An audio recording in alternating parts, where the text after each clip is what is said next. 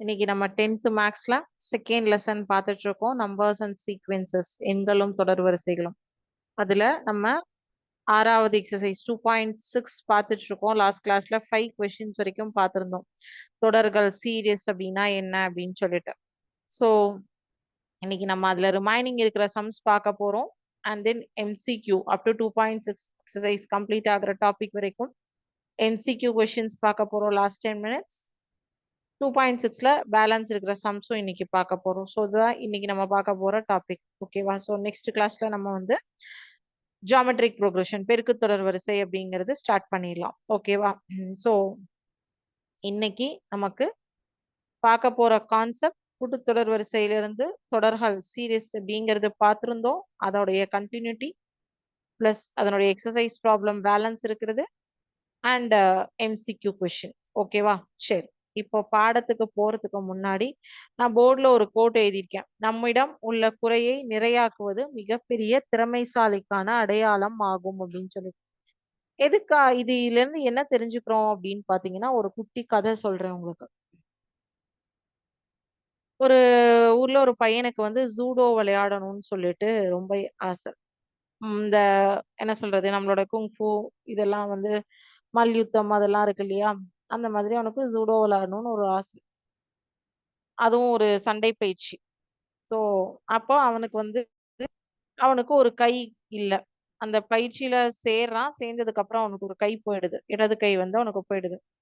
அப்போ அவனால அந்த பயிற்சிய கண்டினியூ பண்ண முடியுமா முடியாதா மார்க்லயே இருப்பான்.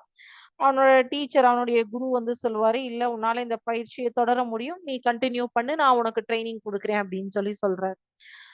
அப்போ இந்த பையன் என்ன பண்றான், கண்டினியூவா வந்து அந்த பயிற்சிக்கு போறான். ஒரு 2-3 மந்த்ஸ் அவனும் வந்து அமைதியான ஒரு முறையில போயிட்டு இருந்தான். அதுக்கப்புறம் 4th மந்த் ஆனோன்னா அவனுக்கு ஒரு டவுட் வருது. நம்ம எப்பவுமே ஒரே ஒரு இதை மட்டும்தான், வித்தையை மட்டும்தான் கத்துக்கிறோம், அதை மட்டும்தான் நமக்கு சொல்லி தராரு, இதுக்கு எதுக்காக நம்ம பயிற்சிக்கு வரணும் அப்படின்னு சொல்லிட்டு. அதான் அவன் டீச்சர் கிட்டே கேட்டுடுறான். சார், எனக்கு இந்த மாதிரி நீங்க வந்து ஒரே ஒரு இதை மட்டும் சொல்லி தரீங்க, இதனால எனக்கு எந்த ஒரு உபயோகமுமே இருக்கிற மாதிரி எனக்கு தோணல, சோ எனக்கு எதுக்காக வந்து கண்டினியூ பண்ணணும்னு கேக்குறா. அதுக்கு அவனுடைய ஆசிரியர் சொல்றாரு, இல்ல நீ கண்டினியூ பண்ணு அப்படின்னு சொல்லிட்டு அவனை தொடர வைக்கிறாரு அந்த பயிற்சிய. சோ அப்போ வந்து அவனும் வேற வழி இல்லாம அந்த பயிற்சியை கண்டினியூ பண்ணும்போது என்ன ஆகுது அப்படின்னு பாத்தீங்கன்னா, ஒரு 5 to 6 months கழிச்சோன்னே, இப்ப நம்ம எல்லாம் சொல்ற மாதிரி national level competition, international level competition, district level காம்படிஷன்லாம் இருக்கு இல்லையா, அந்த மாதிரி ஒரு காம்படிஷன்ல அவனை அனுப்புறேன். எல்லாருக்குமே ஒரு ஆச்சரியம், அந்த பையனுக்குமே ஒரு ஆச்சரியம், எப்படி ஒரு கை இல்லாதவன் இந்த சண்டை பயிற்சிக்கு வந்து போட்டியாளரா வருவான் அப்படின்னு சொல்லிட்டு. ஆனா வந்து அந்த போட்டியில வின் பண்றது வந்து இந்த பையன் தான். வின் பண்ண அவனுக்கே எப்படிங்கிறது வந்து தெரியல. ஆப்போனன்ட் பார்ட்டிஸ்க்கும் தெரியல. எல்லாருமே இவனுக்கு ஒரு கை இல்ல, ஈஸியா இவனா வின் பண்ணிடலாம்னு நினைச்சு வராங்க. பட் ஆனா இவன் தான் எண்ட்ல வின் பண்றான். இப்ப இந்த பையனே வந்து கேக்குறான், நான் எப்படி இந்த காம்படிஷன்ல ஒரே ஒரு கைய மட்டும், ஒரே ஒரு வித்தைய மட்டும் வச்சுட்டு ஜெயிச்சேன். அதுக்கு அவர் சொல்றாரு, இந்த சண்டையில வந்து ஆப்போனன்ட் பர்சன் வந்து இடது கை இருக்கிற ஒரு பர்சனை அட்டாக் பண்ணா அப்படின்னாதான் அவனால வின் பண்ண முடியும். ஒண்ணு. 2வது, உனக்கு சொல்லிக் கொடுத்த பயிற்சி வந்து ரொம்ப ரொம்ப ரொம்ப கடினமான ஒரு பயிற்சி. அது வலது கை மட்டும் இருந்தா போதுமானது. அதனாலதான் நான் அந்த பயிற்சியை உனக்கு சொல்லிக் கொடுத்தேன். அந்த ஒரு பயிற்சியை வந்து கத்துக்கிறதுக்கு எல்லாருக்குமே ரொம்ப கஷ்டம். ஏன்னா 2 கையும் இருக்கிறவன் வந்து அவனுடைய மைண்ட் செட் வந்து 2 கையுமே இருக்குங்கிற மாதிரி தான் வந்து வேலை செய்யும். ஒரு கை இல்லாதவனுக்கு தான் அந்த இல்ல அப்படிங்கிற அந்த குறை வந்து அவனுக்கு தெரியும் மைண்ட்ல. சோ அப்ப நம்ம எப்படி இந்த இடத்துல டேக்கிள் பண்ணணும்னு யோசிப்பான். இருக்கிறவன் வந்து எதையுமே யோசிக்க மாட்டான். சோ அப்ப நீ என்ன பண்ண, இந்த ஒரு பயிற்சிய ரொம்ப ஃபுல் அண்ட் ஃபோக்கஸா கான்சென்ட்ரேட் பண்ணி நீ கத்துக்கிட்ட. சோ அப்ப கத்துக்கிட்டத பலன் என்னாச்சு, ஆப்போனன்ட் பெர்சனுக்கு வந்து இடது கையை தான் அட்டாக் பண்ணும், அந்த கையே உன்கிட்ட இல்ல. அவனுக்கு வந்து நீ கத்துட்டு இருக்கிற வித்தை வந்து ரொம்ப கஷ்டமானது, அவன் வந்து கத்துக்கல ப்ராப்பரா. சோ நம்ம கிட்ட இருக்கிற குறைய வந்து நிறைய ஆக்கி அத வந்து திறமையா வெளியில காமிக்கிறது தான் வந்து ஒரு அறிவாளித்தனம், மிகப்பெரிய திறமைசாலிக்கான அடையாளம். குறைய வந்து குறையா நினைக்காம அதை எப்படி நிறையா மாத்தணும் அப்படிங்கிறத பத்தி யோசிக்கிறது தான் இந்த கதையினுடைய நோக்கம். ஓகேவா? சோ நம்ம எல்லாம் வந்து ஒவ்வொருத்தருக்கும் ஒவ்வொரு விதமான குறைகள் இருக்கும். ஆனால் அந்த குறைகளை எவ்வாறு நிறையாக்கி காட்டுவது அப்படிங்கிறது தான் ஒரு திறமைசாலிக்கான அடையாளம் அப்படிங்கிறது நம்ம இந்த கதையில இருந்து தெரிஞ்சுக்கிறோம். ஓகேவா? சரி, இப்ப பாடத்துக்குள்ள போயிடலாமா? 2.6 எக்ஸசைஸ்ல பாத்தீங்கன்னா என்னது, நம்ம வந்து ஃபர்ஸ்ட் வந்து geometric series sorry, arithmetic series தொடர் வரிசை என்றால் என்ன, தொடர் என்றால் என்ன, இதெல்லாம் பார்த்தோம் இல்லையா? ஸோ தொடர்கள்ல வந்து எப்படின்னா நமக்கு எவ்வளோ டேர்ம்ஸ் கொடுத்துருக்காங்களோ, எவ்வளோ டேர்ம்ஸோடைய சம் கூடுதல் கேட்கிறாங்களோ அதை கண்டுபிடிக்கிறது தான் இந்த தொடர்கள் சீரியஸ் அதனுடைய வேலை இல்லையா? ஸோ இப்போ 40 இங்க n வந்து 47ன்னு எடுத்திருக்கோம். காமன் டிஃபரன்ஸ் 2 அப்படின்னு எடுத்திருக்கோம். முதலாம் உறுப்பு வந்து 8 அப்படின்னு எடுத்திருக்கோம். ஸோ இப்போ மொத்த உறுப்புகளின் அந்த தொடரின் கூடுதலை காண்க அப்படிங்கிறதுக்கான formula n/2 2a plus n minus 1 into d இல்லையா? ஸோ இதுதான் வந்து நம்மளுடைய ஃபார்முலா. தொடரின் கூடுதலை காண்பதற்கான ஃபார்முலா. ஸோ இதுல எத்தனையாவது நம்பர் வரைக்கும் இருக்கிறதுக்கான கூடுதல் கேட்டிருக்காங்கன்னா S47. ஸோ n அப்படிங்கிறது 47, a வந்து 8, காமன் வித்தியாசம் 2, n minus 1 is 47 minus 1. So each and every step simplify பண்றது பாருங்க. 8 2 16, 47 minus 1 46 into 2. So 47/2 into 16 plus 92. So 47/2 into 108. இந்த 108 கேன்சல் பண்ணா 54 அப்படின்னு வரும். 54 into 47 is equal to 2538. So இந்த எக்ஸசைஸ் ஃபுல்லாவே நீங்க இந்த ஃபார்முலா மட்டும்தான் யூஸ் பண்ணி இந்த எக்ஸசைஸ் போட போறீங்க. வேற எந்த ஃபார்முலாவுமே உங்களுக்கு கிடையாது. ஸோ அதனால 5வது கேள்வி வரைக்கும் பார்த்திருக்கோம். 6வது கேள்வி பார்க்க போறோம். Find the sum of all positive integers less than 450. 450ற்கும் குறைவாக உள்ள அனைத்து ஒற்றை மிகை முழுக்களின் கூடுதலை காண்க அப்படின்னு சொல்லியிருக்காங்க. ஸோ சம்ஸ் பார்க்கலாம். அதுக்கப்புறம் வந்து MCQ செஷன் போலாம்.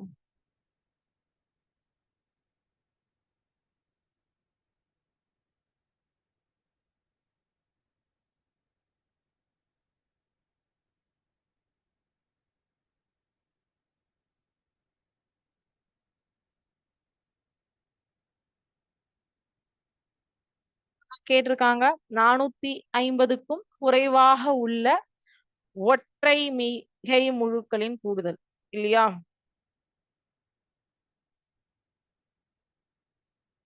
சோ அந்த ஒற்றை மிகை முழுக்களை என்னவா எடுத்துப்போம்னா 1 plus 3 plus 5 plus 7 plus 9 and so on up to 449. 450க்கு முன்னாடி number 449.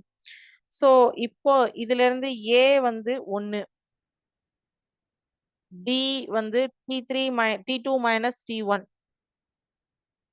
3 minus 1 equal to 2. So D னுடைய மதிப்பு 2. L லாஸ்ட் டேர்மினுடைய மதிப்பு 449 கடைசி உறுப்பு.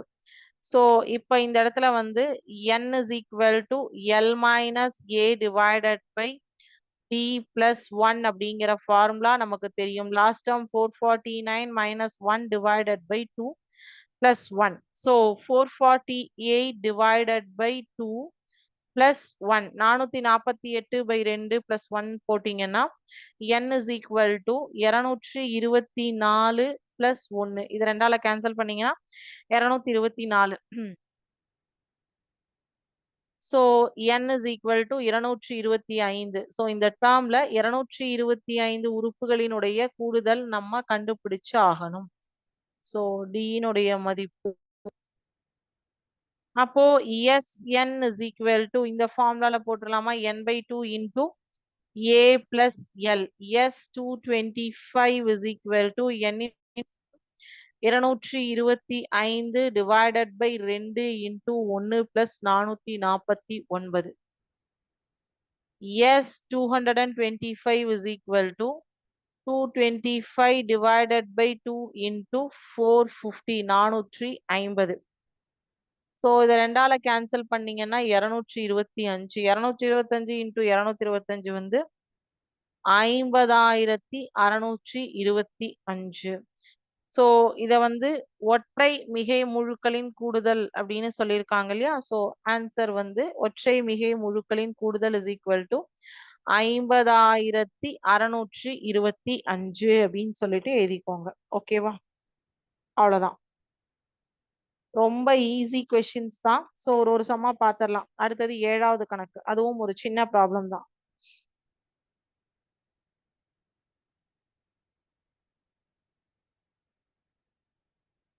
602க்கும் 902க்கும் இடையே உள்ள நான்கால் வகுப்படாத இயல் எண்களின் கூடுதல் காண்க. Find the sum of all natural numbers between 602 and 902 which are not divisible by 4.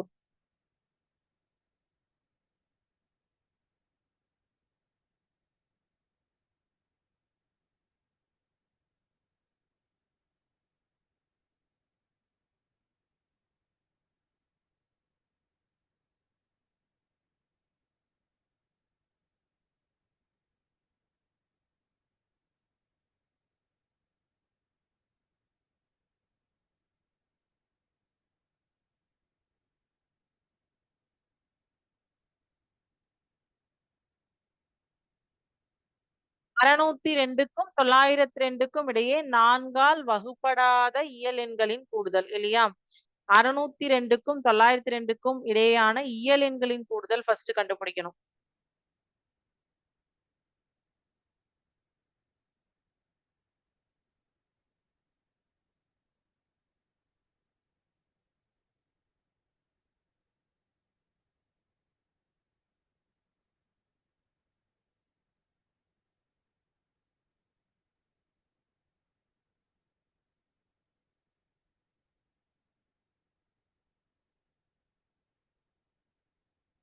A is equal to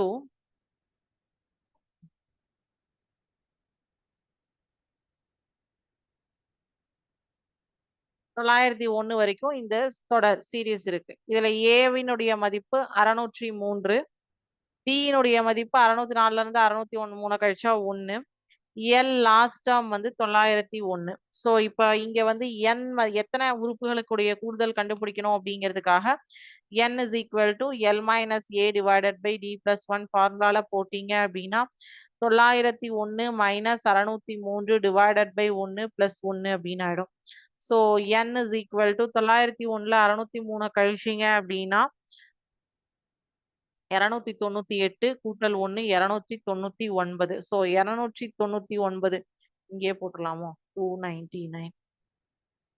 so 299 உறுப்புகளின் கூடுதலை வந்து நம்ம கண்டுபிடிக்கணும். அதுல வந்து பாத்தீங்கன்னா 200 சரி இதுல வந்து Sn is equal to 299 இல்லையா? n by 2 into a plus l. S299 is equal to 299 divided by 2 into 603 plus 901. So 299 divided by 2 into 1504. So 2 7 2 14 மீதி 1 2 10 2 2 4. S299 is equal to 299 into 752 2,24,848.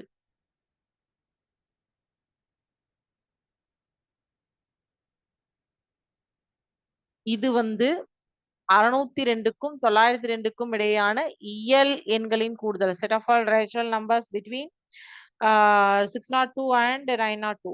ஆனா இப்ப நமக்கு கேட்டிருக்கிறது நான்கால் வகுப்படும் எண்களின் கூடுதல் தான். இது ரெண்டுக்கும் நடுவுல நான்கால் வகுப்படும் எண்களின் கூடுதல் கேட்டிருக்காங்க.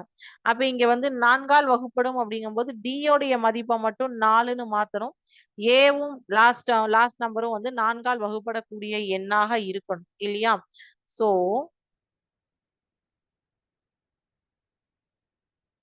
நான்கால் வகுப்படும் எண்களின் கூடுதல் அப்படின்னு சொல்லிட்டு பாத்தீங்கன்னா இருக்கு இந்த லைனே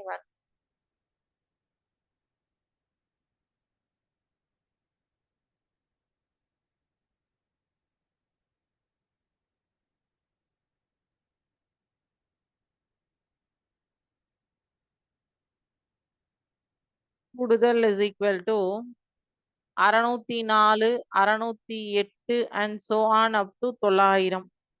So A is equal to 604, D is equal to 4, L is equal to 900. இங்கே n கண்டுபிடிக்கணும்.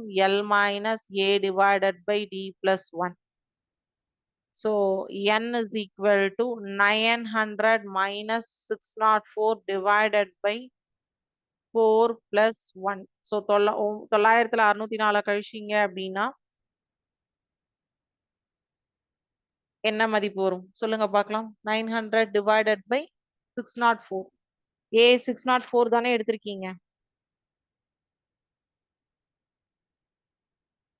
ஏவினுடைய மதிப்பு 604 அப்படின்னு போட்டீங்கன்னா 260. 260 வந்து 4ஆல வகுத்தீங்க அப்படின்னா n is equal to 260 by 4 plus 1 4 4 6 4 24 மீதி 2 4 5 20 65 plus 1 66 4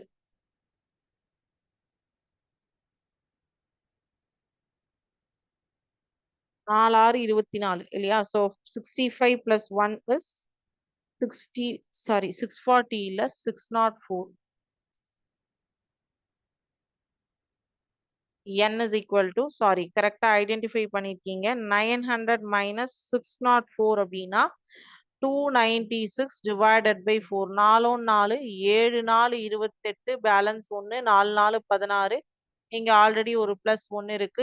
n is equal to 75. 75 உறுப்புகள் தான் 604ல இருந்து 900 வரைக்கும் இருக்கக்கூடிய நான்கால் வகுப்படும் உறுப்புகளின் எண்ணிக்கை. இப்போ S75 is equal to 75 by 2 into 604 divided by 900 அப்படின்னு சொல்றாங்க. So 75 divided by 2 into இது ரெண்டையும் மல்டிப்ளை பண்ணீங்கன்னா 1504. So 2 7 2 14 balance 1 5 2 752 into 75 56,400. ஸோ இதை வந்து 2ன்னு நேம் பண்ணிக்கோங்க. இப்போ நான்கால் வகுப்படணும் இல்லையா? முதல்ல ஓவரால் கண்டுபிடிச்சிருந்தோம் இல்லையா? 2,24,848ல இருந்து 56,400 கழிச்சிங்க அப்படின்னா 1,68,448 கிடைக்கும். ஸோ இதுதான் வந்து உங்களுக்கு 602க்கும் 902க்கும் இடையே நான்கால் வகுப்படாத இயல் எண்களின் கூடுதல். நான்கால் வகுப்படாத, இது வகுப்படும் எண், இது அனைத்து இயல் எண், இது நான்கால் வகுப்படாத இயல் எண். புரிஞ்சுதா? இது ஏன் இந்த ஸ்டெப் போட்டோம் அப்படின்னு சொல்லிட்டு. சரி, அடுத்த கொஸ்டின் பார்க்கலாமா? 8வது கேள்வி. வேர்ட் ப்ராப்ளம் இது.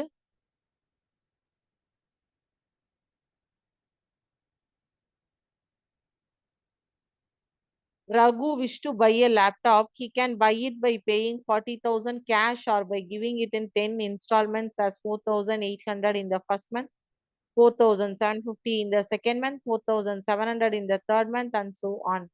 If he pays the money in this fashion, find the total amount paid in 10 installment. How much extra amount that he has to pay than the cost. Raghu ஒரு மடிக்கணினி வாங்க விரும்புகிறார். அவர் அதற்கான தொகையை 40,000 உடனடியாக பணமாகவும் செலுத்தலாம் அல்லது 10 மாத தவணைகளில் முதல் தவணை 4,800, இரண்டாம் தவணை 4,750, மூன்றாம் தவணை 4,700 என்ற அடிப்படையிலும் செலுத்தலாம். அவர் இந்த வகையில் பணம் செலுத்துகிறார் எனில் 10 மாத தவணைகளில் அவர் செலுத்திய மொத்த தொகை எவ்வளவு? மாதத்தவணை அடிப்படையில் பணம் செலுத்தும் போது அவர் அசலை காட்டிலும் கூடுதலாக செலுத்திய தொகை ஆகியவற்றை காண்க.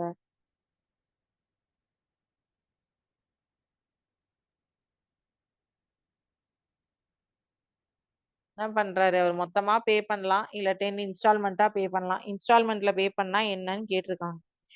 ஸோ வந்து 10வது கொஸ்டின், ஃபர்ஸ்ட் மாசம் வந்து 4,800 ரூபா பே பண்றாரு, 2வது மாசம் 4,750 ரூபா பே பண்றாரு, 3வது மாசம் 4,700 ரூபா பே பண்றாரு. இப்படி வந்து அவர் 10 தவணைகள் 10 டேர்ம்ஸ் இருக்கு. ஓகேவா? 10 உறுப்புகள் 10 இன்ஸ்டால்மெண்ட்ஸ். ஓகே, பே பண்றாரு. அப்போ இதுல A is equal to 4800, B is equal to 4750ல 4800 கழிச்சீங்க அப்படின்னா -50. சரியா? N is equal to 10 instalment தானே சொல்லியிருக்காங்க. Therefore, Sn is equal to n by 2 into 2a plus n minus 1 into d. S10 is equal to 10 by 2 into 2 into 4800 plus 10 minus 1 is 9 into minus 50. 9 minus 450. So 10/2ங்கும் போது 5, 4800 into 2 9600 minus 450. So இதை கழிச்சிங்கன்னா 5 into 9150. 10 தவணைகள்ல அவர் செலுத்தக்கூடிய தொகை எவ்வளவாக இருக்கும் அப்படின்னு பார்த்தீங்கன்னா 45,750 ரூபாய். So தவணை இல்லாம கட்டினார்னா 40,000 ரூபாய்க்கு அவர் டைரக்ட் அமௌண்ட் கொடுத்து வாங்கிடலாம். தவணையா கட்டினார்னா 45,750. அப்ப 5,750 ரூபா வந்து ஜாஸ்தியா கூடுதல் எவ்வளவு கட்டணும் மாதத்தவணை எடுத்தார் அப்படின்னா ரூபாய் 5,750. ஏன்னா ஓவராலா ஃபர்ஸ்டே பே பண்ணி வாங்கிட்டாங்கன்னா 40,000 தான். அதே வந்து 10 இன்ஸ்டால்மெண்ட் பே பண்ணார்னா 5,750 ருபீஸ் எக்ஸஸா பே பண்ணணும் அப்படிங்கறதா இங்க கான்செப்ட். ஓகேவா? சரி, அடுத்தது 9வது கணக்கு. இதே சேம் பேட்டர்ன் தான். 10ம் இதே சேம் பேட்டர்ன் தான். 11ம் இதே மாதிரி தான். 12வது கணக்கு மட்டும் 12மே நீங்களே போடலாம். 12 உறுப்புகள் இருக்கு. ஆனா அது நம்பர்ஸ்க்கு பதிலா ஆல்பபெட்ஸ் கொடுத்துருக்காங்க. பட் ஸ்டில் நீங்க அதை ட்ரை பண்ணலாம். ட்ரை பண்ணி பார்த்துட்டு நெக்ஸ்ட் கிளாஸ்ல எனக்கு என்ன ஆன்சர் கிடைக்குது அப்படிங்கறது சொல்லுங்க. அப்படி இல்லைன்னா நான் நெக்ஸ்ட் கிளாஸ்ல ஆன்சர் சொல்றேன். உங்களுக்கு வந்து அடுத்த வகுப்புல பெருக்குத்தொடர் வரிசை வந்து ஸ்டார்ட் பண்ணிடலாம்.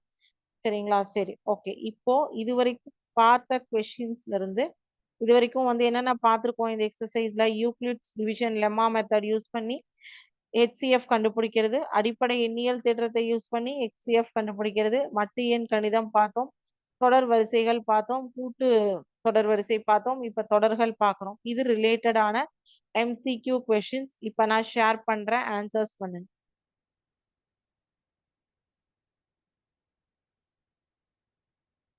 யூக்ளிடின் வகுத்தல் துணை தேற்றத்தின் படி A மற்றும் B என்ற மிகை முழுக்களுக்கு தனித்த மிகை முழுக்கள் Q மற்றும் R A is equal to BQ plus R என்றவாறு அமையுமானால் இங்கு R ஆனது dash. Euclid's division lemma states that for positive integers A and B, there exist unique integers Q and R such that A is equal to BQ plus R. R must satisfy. 4 options are given. Kindly select which option is correct.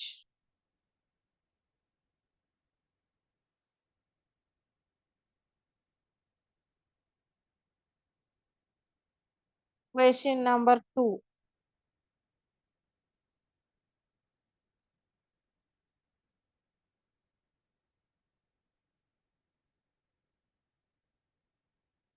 Euclidean வகுத்தல் துணை தேற்றத்தை பயன்படுத்தி எந்த மிகை முழுவின் கணத்தையும் 9ஆல் வகுக்கும் போது கிடைக்கும் மீதிகள் dash. Using Euclid's division lemma, if the cube of any positive integer is divided by 9, then the possible remainders are dash. 018, 148, 013, 135.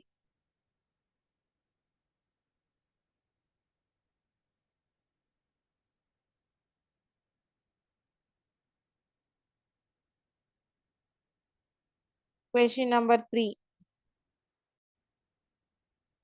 65 மற்றும் 117 மீப்போவாவை 65m மைனஸ் 117 என்ற வடிவில் எழுதும் போது m இன் மதிப்பு if the HCF of 65 and 117 is expressible in the form of 65m minus 117, then the value of m is dash. A is equal to 4, B is equal to 2, C is equal to 1, D is equal to 3.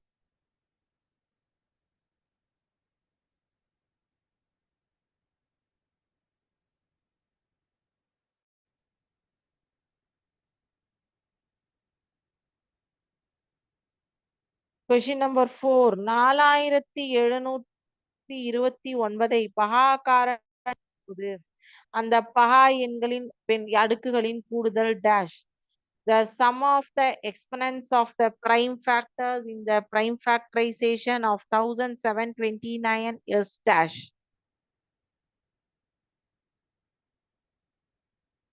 Options already given.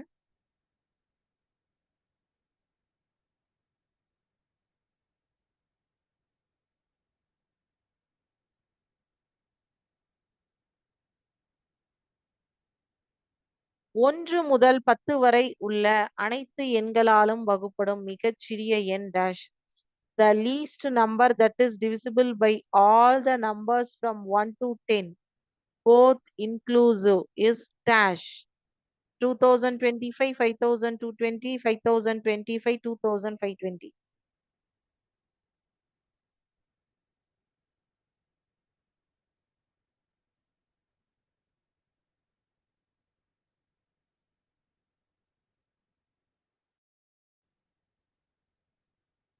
Question number 6.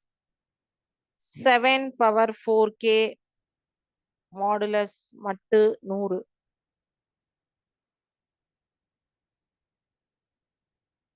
Options கொடுத்திருக்காங்க 1 2 3 4.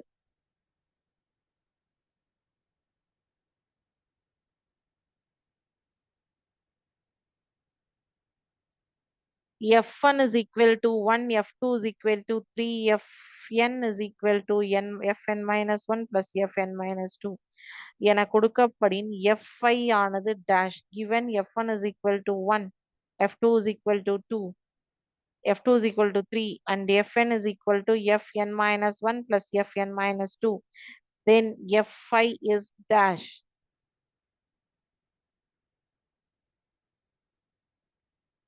3, 5, 8, 11.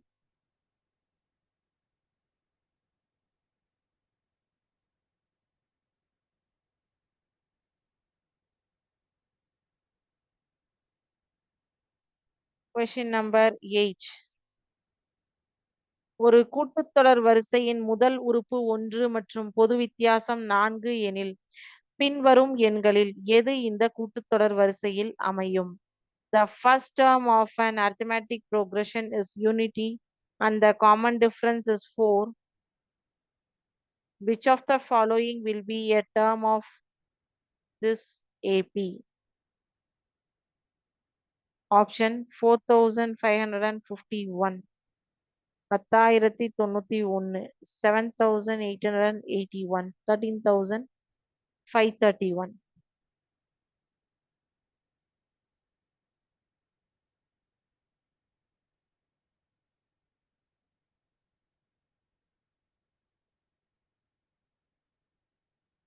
ஒரு கூட்டுத்தொடர் வரிசையில் 6வது உறுப்பின் 6 மடங்கும் 7வது உறுப்பின் 7 மடங்கும் சமம் எனில் அக்கூட்டுத்தொடர் வரிசையின் 13வது உறுப்பு dash.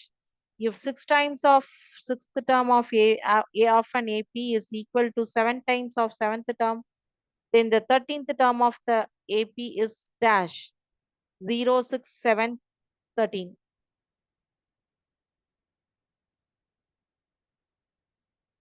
Last question. ஒரு கூட்டுத்தொடர் வரிசையில் 31 உறுப்புகள் உள்ளன.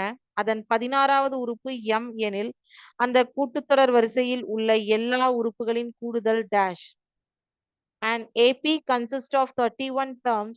If its 16th term is m, then the sum of all the terms of this AP is dash. 16m, 62m, 31m, 31 by 2m. Which is correct? So hopefully 10 questions-க்கும் answers correct-ஆ பண்ணிருப்பீங்கன்னு நினைக்கிறேன். Concentration-ஆ attend பண்ணியிருந்தீங்கன்னா இந்த questions-க்கெல்லாம் ஈஸியா answer பண்ணிருக்கலாம். So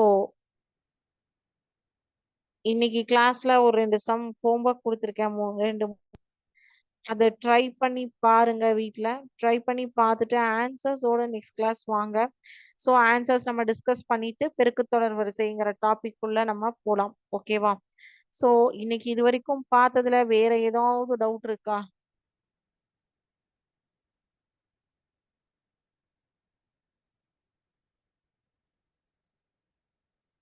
doubt இல்ல அப்டின்னா, இதோட இன்னைக்கு class முடிஞ்சது. Thank you students. வாழ்க பாரதம்! வெல்க தமிழகம்!